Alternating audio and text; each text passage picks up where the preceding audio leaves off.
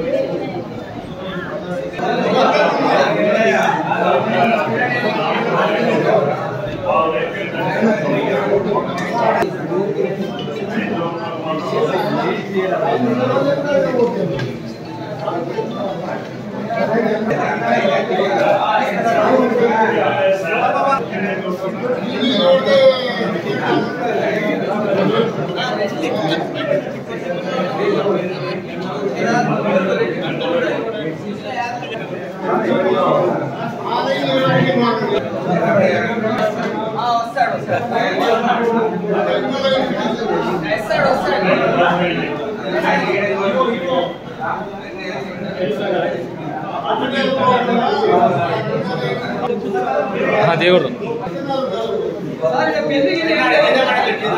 అదే కానీ అట దేవుడు లోప దేవుడు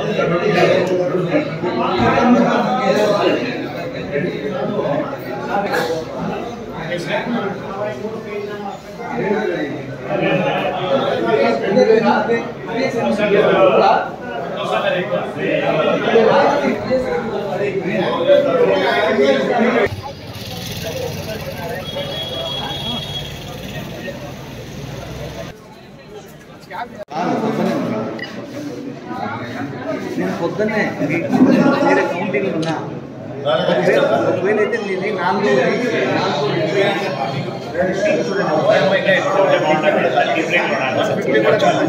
మాకు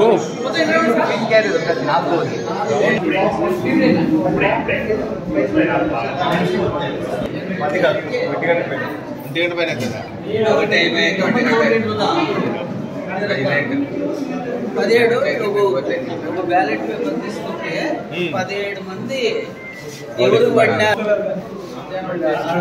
ఇక్కడ ఉండదు ఇట్లా పోటీ.